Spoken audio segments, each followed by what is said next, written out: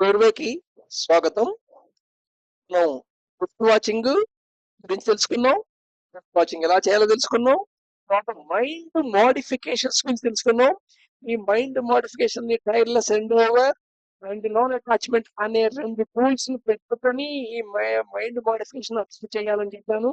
ఎప్పుడైతే mind modifications ను observe చేస్తున్నావో ఒక relation with pleasant and pleasant ఒక రిలేషన్ పెట్టుకున్నావో ఆటోమేటిక్ గా మైండ్ మోడిఫికేషన్స్ నుండి నువ్వు ఫ్రీ అవుతావు. మోడిఫికేషన్స్ ఉంటాయి, మోడిఫికేషన్ ఈ విధంగా జరుగుతూ ఉంటాయి. ఎందుకంటే బయట నుండి ఇంపల్స్ వస్తాయి. ఈ ఇంపల్స్ నీ లోపల ఉండే యూనివర్సల్ డివైన్ మైండ్ ఒక ఫీల్డ్ ని మోడిఫై చేస్తాయి. ఆ మోడిఫై నువ్వు రికగ్నైజ్ చేస్తావు, కానీ దాని ఇన్ఫ్లుయెన్స్ లో నువ్వు ఉండవు. ఈ మైండ్ మోడిఫికేషన్ ఎప్పుడైతే నువ్వు అబ్జర్వ్ చేస్తున్నావో నెక్స్ట్ నువ్వు ఒక స్టెప్ ముందుకు వెళ్ళినమాట ఎటువైపుకి, నీ సెల్ఫ్ ని తెలుసుకోవడానికి. అయితే నువ్వు ఇంతకాలం నీ సెల్ఫ్ ఏమనుకుంటున్నావు? నీ శరీరం మనసే నువ్వు సెల్ఫ్ అనుకుంటున్నావు, కానీ నువ్వు శరీరం కాదు, మనసును కాదు.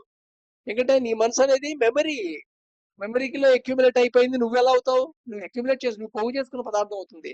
అలాగే నీ బాడీ ఏమిటి? ఫుడ్. సో ఫుడ్ నువ్వు అక్యుములేట్ చేసుకున్నావు, కానీ నువ్వు ఫుడ్ ఎందుకు అవుతావు? సో ఈ నీ యొక్క సెల్ఫ్, ఆ సెల్ఫ్ ఏదైతే ఉందో దాన్ని ఆర్గనైజ్ చేయడానికి నీ యొక్క సిస్టమ్ 2 ని, సిస్టమ్ 3 ని, సిస్టమ్ 4 ని అండ్ ఫైనల్లీ సోల్ ని ఆర్గనైజ్ చేయడానికి అడ్డుపడుతున్న కొన్ని అబ్స్టకల్స్ ఉంటాయి. ఆబ్స్టకల్స్ గురించి తెలుసుకుంటున్నాం. సో ఫస్ట్ అబ్స్టకల్ ఏమిటాయి అంటే body disability. Body disability. So శరీరంలో ఏదైనా చిన్న డిజబిలిటీ ఉందనుకో, ఆటోమేటిక్లీ నీకు అదే సెల్ఫ్ అయిపోతుంది. సపోజ్ నువ్వు నడుచుకుంటూ వెళ్తుంటే గడప తగిలి వేలికి బాగా నొప్పి వస్తే, దెబ్బ తగిలితే, ఆ తర్వాత చాలా సేపు వరకు నీ శరీరం మొత్తం బొటనవేలు అయిపోతుంది. ఎప్పుడు నీ ఉద్దేశంలో నువ్వు ఎవరయ్యా అంటే నేను బొటనవేలువే అంటావు. బొటనవేలు ముట్టుకోవడానికి వీల్లేదు, దాన్ని ఎవరు ముట్టుకోవడానికి వీల్లేదు, దాన్ని తగలడానికి వీల్లేదు. దాన్ని ఎంత జాగ్రత్తగా చూస్తావు. తగలకుండా దానికి మళ్ళీ ఇంకా దెబ్బ తగలకుండా ఎంత పరిరక్షణ చేసుకుంటావు. నీ శరీరం మొత్తం బొటనవేలు అయిపోతుంది. సో బాడీ డిసేబిలిటీ ఏదైనా ఉందంటే ఆటోమేటిక్లీగా ఇది నీ యొక్క సిస్టమ్ 2, సిస్టమ్ 3, సిస్టమ్ 4 ని, నీ యొక్క soul, what is self, real self ఏదంటాం ఆ సెల్ఫ్ ని చూడటానికి, ఆర్గనైజ్ చేయటానికి అడ్డుపడిపోతుంటుంది. ముందు ఆర్గనైజ్ చేస్తే కదా తర్వాత రికగ్నైజ్ చేయటం అనేది. ఫస్ట్ వీడియోలో తెలుసుకున్నాం దీని గురించి, రికగ్నైజేషన్ గురించి. సో బాడీని డిసేబిలిటీ అనమాట. సపోజ్ నీకు ఒంట్లో బాగుండదు, ఏదేమో కడుపు నొప్పి ఉండదు, గమ్ముగా దేవుడు కనబడి ఏం కావాలి పొందుకున్నప్పుడు తగ్గించుకోము అంటాం. సో బాడీ డిజబిలిటీ అలాంటిది. ఆల్మోస్ట్ ఆర్గనైజేషన్ మొత్తం ఆపేస్తుంది. Next mental inertia. మనం కొన్ని ప్యాటర్న్స్ ఉంటాయని తెలుసుకున్నాం కదా, డ్రిఫ్ట్ వాచింగ్ లో ఆ ప్యాటర్న్స్ కనుక్కోవడానికి ప్రయత్నం చేస్తుంటాం. సో కొన్ని ప్యాటర్న్ ఆఫ్ థాట్స్ ఉంటాయి. ఈ ప్యాటర్న్ ఆఫ్ థాట్స్ వెనకాల rotational periodic frequency of predomination of IVSM centres ఉంటాయి రిథమిక్ లో. అండ్ తర్వాత it forms personality structural, psychological structure personality form అవుతుంది. పర్సనాలిటీయే నీ సెల్ఫ్ అనుకునే పొజిషన్ లో ఉంటావు నువ్వు. ఇప్పుడు నీ సెల్ఫ్ కాన్షియస్నెస్ లో ఆ పర్సనాలిటీలో జరిగే మోడిఫికేషన్ లో అబ్జర్వ్ చేస్తుంటావు. ఈ అబ్జర్వేషన్ ఎంత ప్రొలాంగ్డ్ పీరియడ్ ప్యాటర్న్ ఉంటుందంటే ఈ లాంగ్ అబ్జర్వేషన్ అనేది నీ యొక్క సెల్ఫ్ జర్నీకి అడ్డు అయిపోతుంది. ఈ స్టేజ్ లో ఏంటంటే మనం అదే మెంటల్ ఇనర్షియా అంటాం. అప్పుడు శరీరం పనిచేయడానికి ఇష్టపడుతుంటుంది, మైండ్ ఇష్టపడుతుంది. Mental inertia. Next most important wrong questioning.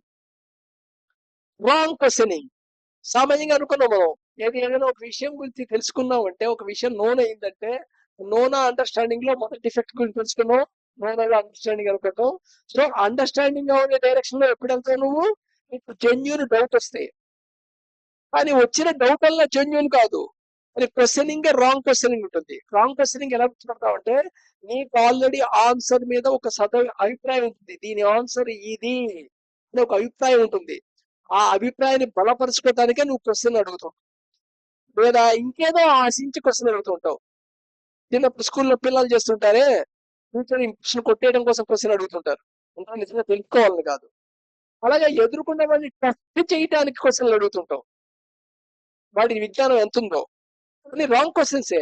Next కొన్ని లాజికల్ గా అనిపిస్తాయి క్వశ్చన్లు, బట్ లాజిక్ ఏముంటుంది వెనకాల. అలాంటి దాన్ని ఎంత ఎంత లాజిక్ నీకే బాగా తెలుసు. సో రాంగ్ క్వశ్చన్స్ ఉంటాయన్నమాట. రాంగ్ క్వశ్చన్ ఎలా గుర్తుపెడతావు? ఆ క్వశ్చన్ ని నిద్రపోయకూడదు. క్వశ్చన్ ఆన్సర్ తెలుసుకునే దాకా నీకు ఒక తాపత్రయం ఉండాలి లోపల. ఆ క్వశ్చన్ ఆన్సర్ తెలుసుకోవడంలో ఒక ఎక్స్పెరిమెంటల్ గ్యాదరింగ్ ఉండాలి. అండ్ అదొక హంచ్ క్రియేట్ చేయాలి.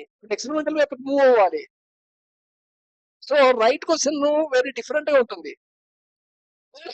ఓ క్వశ్చన్ తో ఎంతసేపు ఉండగలిగావు ముందు,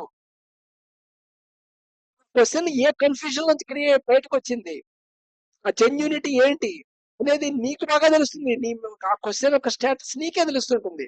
సో రాంగ్ క్వశ్చన్ గుర్తుపట్టడం, ఈ రాంగ్ క్వశ్చనింగే సోల్ కోఆపరేషన్ కి అడ్డుపడుతూ ఉంటుంది. నెక్స్ట్ కేర్లెస్నెస్ సమయంగా ఇది షాలో ఇంట్రెస్ట్ యొక్క రిజల్ట్. ఇది షాలో ఇంట్రెస్ట్ యొక్క రిజల్టే కేర్లెస్నెస్ బిహేవియర్ కింద కనబడుతూ ఉంటుంది. సో తెలుసుకోవాల్సిన అవసరం లేదులే, వచ్చినప్పుడు ఆలోచిద్దాంలే, సమస్య వచ్చినప్పుడు దాని సంగతి ఆలోచిద్దాంలే. కేర్లెస్నెస్. అవేర్నెస్ ఎప్పుడైతే తక్కువగా ఉందో ఆ టైంలో కేర్లెస్నెస్ చాలా ఎక్కువగా అనిపిస్తుంటుంది మనిషికి. రోజు తెలిసిన రోడ్డే, రోజు ఇంట్లో నడిచిన గడపే, సడన్ గా రోజు గడపాలంటుంది నీకు. ఇండికేట్స్ అనమాట అవేర్నెస్ లోగా ఉంది, కేర్లెస్నెస్ ఎక్కువగా ఉంది అనేది. అలాగే లేజీనెస్, పోస్ట్ పోన్మెంట్ లో తెలుస్తుంటుంది కదా. లేజీనెస్ పోస్ట్ పోన్ చేస్తుంటాం, ఆ తర్వాత చేద్దాం, ఇంకా చాలా టైం ఉంది అన్నట్టుగా చిన్న చిన్న విషయాలు కూడా పోస్ట్ పోన్ చేస్తాం. కాఫీ తాగావు, గ్లాస్ పక్కన పెట్టావు, వెళ్ళి సింక్ లో పెట్టచ్చు కదా, లేచినప్పుడు పెడదాంలే. ఇది లేజినెస్ లా కనబడదు, లాజికల్ గా కరెక్ట్ లా కనబడుతుంటుంది. ఎక్స్క్యూజ్ మీ, కొంచెం దగ్గు జలుబు ఉంది. So laziness. సో పోస్ట్ పోన్మెంట్ ఎంత చేస్తున్నావు, పోస్ట్ పోన్మెంట్ లాజికల్ గా నువ్వు జస్టిఫై చేసుకుంటున్నావు లేదా నిన్ను లేబుల్ చేసుకుంటున్నావు, గిల్టీ ఫీల్ అవుతున్నావు, ఈజ్ నాట్ ఇంపార్టెంట్. లేజినెస్ నువ్వు అబ్జర్వ్ చేస్తున్నావా లేదా, లేజినెస్ ఎంతవరకు యాక్సెప్ట్ చేస్తున్నావు, ఏ పాయింట్ ఏమో అని. ఈ పాయింట్ ఏమో లేజీ కాదంటున్నావు, ఎదుర్కొన్న వాళ్ళ లేజినెస్ కాదు, నీ లేజినెస్ నువ్వు ఎంతవరకు పాయింట్అవుట్ చేయగలుగుతున్నావు. సో లేజినెస్ యొక్క ఇంటెన్సిటీ బట్టి అబ్స్టకల్ సోల్ కోఆపరేషన్ జరగదు. ల్యాక్ ఆఫ్ డిస్పాషన్, ప్యాషన్ ఉండేవాడు, ప్యాషన్ ఉంటే ప్యాషన్ లేకపోవటం దాని మీద, డిస్పాషన్ లేకపోవటం, అసలు ప్యాషనేట్ అనఫ్ కాకపోవటం, ఇది కూడా ఒక సర్ఫేస్ లెవెల్ ఇంట్రెస్ట్ లోనే వస్తుంటుంది, చాలా ఇంట్రెస్ట్ యొక్క ఎఫెక్ట్ లోనే కనబడుతుంటుంది. డిస్పాషన్ ఉండకుండా ఉంటాం. ల్యాక్ ఆఫ్ డిస్పాషన్ లేకపోవడం. Erroneous perception. సో ఏంటంటే నువ్వు ఆల్రెడీ ఒక ఫ్రేమ్ వర్క్ పెట్టుకొని ఆ ఫ్రేమ్ వర్క్ లోనే ఎదుర్కొన్న దాన్ని అర్థం చేసుకోవడం ట్రై చేస్తుంటావు, పర్సీవ్ చేయడానికి ట్రై చేస్తుంటావు.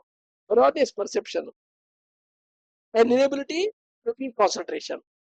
సో నువ్వు సిస్టమ్ 1 కి ట్రైనింగ్ చేసి సిస్టమ్ 1 కి రిఫ్లై ట్రైనింగ్ 24 గంటలు ఇచ్చి దాంతో కాన్సన్ట్రేషన్ ఉంటాను ట్రై చేస్తుంటావే, నీ యొక్క స్టేటస్ ఎలా ఉంటుంది, కాన్సన్ట్రేషన్ ఉంటుంది. ఎప్పుడైతే కాన్సన్ట్రేషన్ ఉంటుందో సెల్ కోఆపరేషన్ జరగదు.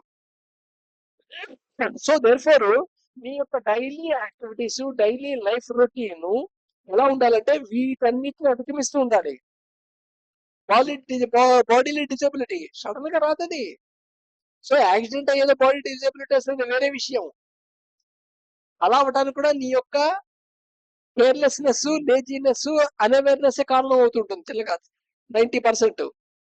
కర్మ సిద్ధాంతం దాకా వెళ్ళొద్దు. 95% సంచిత కర్మ, 5% ప్రారంభ కర్మ అనేది. సో వీటి గురించి తర్వాత ఇంకా డీటెయిల్ గా నేర్చుకుందానండి. ఈ కర్మ గురించి వేరే దాంట్లోకి వెళ్ళిపోతే డ్రిఫ్ట్ అయినట్లు లెక్క అవుతుంది. So body disability, mental inertia, wrong questioning, carelessness, laziness, lack of dispassion, erroneous perception, and lack of concentration in a particular subject. So ఇవన్నీ కారణాలు అన్నమాట, obstacles to the soul cognition. ముందు సోల్ కాగ్నిషన్ కి ఏమిటి అవరోధాలు నీలో ఉన్నవి అనేది నీ ముందు తెలుసుకుంటే ఆ అవరోధాలను తర్వాత నెమ్మదిగా అధిగమిస్తావు. కానీ దీంట్లో ఏ అవరోధంతో నువ్వు ఫైట్ చేయకూడదు, నిన్ను లేబుల్ చేయకూడదు.